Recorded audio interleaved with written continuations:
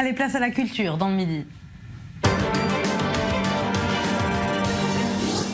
Allez, cap sur Paris où l'on retrouve Valérie Abécassis. Bonjour Valérie, vous êtes allée arpenter depuis quelques jours les rues de la capitale française parce que c'est cette période que tout le monde attend en France, la Fashion Week, la semaine de la mode. Et vous avez sélectionné pour nous quelques créateurs, quelques artistes. Oui, parce que c'est enfin on dit semaine de la mode, en réalité c'est devenu seulement 3 jours, vous savez, en l'espace de 20 ans. La couture, parce qu'on parle de couture et non pas de prêt-à-porter, c'est un petit peu délité. Donc, est-ce qu'il y a un bilan à faire? Parce que ça se termine aujourd'hui.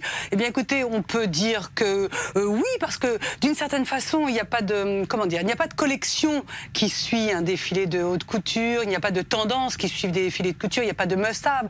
Les coutures, vous le savez, ce sont des commandes particulières pour des clientes particulières, ça se fait en privé dans des ateliers. Donc c'est un bilan positif.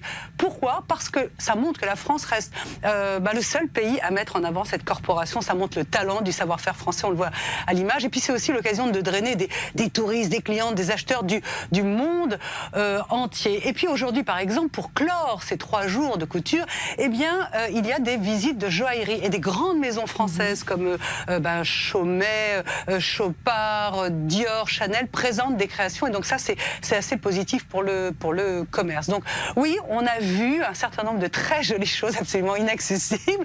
Voilà, c'est toujours le duo star Chanel et Dior qui ont fait la démonstration de leur puissance. Dior a fait un hommage aux surréalistes, a transformé le musée Rodin en organisant un bal masqué. Chanel a transformé le Grand Palais en jardin le nôtre avec des milliers de roses blanches. C'était absolument délirant. Et puis derrière, il y a des marques comme voilà, Jean-Paul Gaultier. Jean-Paul Gaultier ne fait que de la haute couture, il ne fait plus de prêt-à-porter, il ne fait que de la haute couture, il a fait des robes sur mesure qui ont rendu un hommage à Pierre Cardin. Jean-Paul Gaultier était l'assistant de Pierre Cardin à ses débuts, il a montré des modèles très construits, très contrastés, puis il y a également Givenchy qui reste dans la Corse de la couture.